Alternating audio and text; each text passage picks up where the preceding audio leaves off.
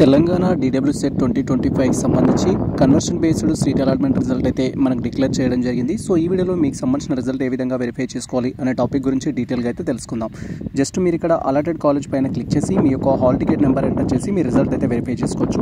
And అదేవిధంగా మీకు ఏ కాలేజ్లో సీట్ వచ్చింది అనేది కాలేజ్ వైజ్ లిస్ట్ ద్వారా కూడా తెలుసుకోవచ్చు. వన్స్ మీరు అలాట్మెంట్ పైన క్లిక్ చేయగానే నెక్స్ట్ వచ్చేసి మీ యొక్క హాల్ టికెట్ నెంబర్ అయితే అడుగుతుంది. మీకు సంబంధించిన హాల్ టికెట్ నెంబర్ ఎంటర్ చేసి గెట్ డీటెయిల్స్ పైన క్లిక్ చేయాలి. అండ్ వన్స్ మన యొక్క గెట్ డీటెయిల్స్ పైన క్లిక్ చేయగానే నెక్స్ట్ ట్యాబ్లో మనకు సంబంధించి ఏ కాలేజ్లో సీట్ అలాట్ అయిందనే ఇన్ఫర్మేషన్ అయితే డిస్ప్లే అవుతుంది.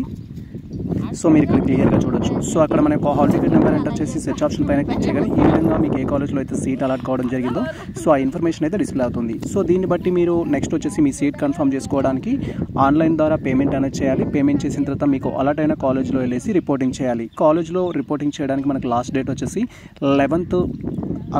11th July 2025 అయితే లాస్ట్ డేటు.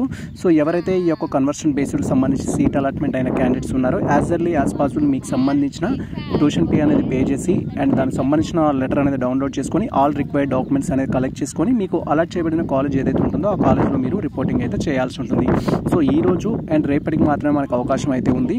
ఎవరైతే కన్వర్షన్ బేస్డ్లో సీట్ అలాట్ అయిన విద్యార్థులు ఉన్నారో వారు యాజ్ ఎర్లీ యాజ్ పాసిబుల్ మీ ప్రాసెస్ అయితే కంప్లీట్ చేసుకోండి. ఇది ప్రజెంట్ మనకు సంబంధించిన అప్డేట్. ఇంకా మీకు ఏమైనా డౌట్స్ ఉంటే కామెంట్ సెక్షన్లో కామెంట్ చేయండి.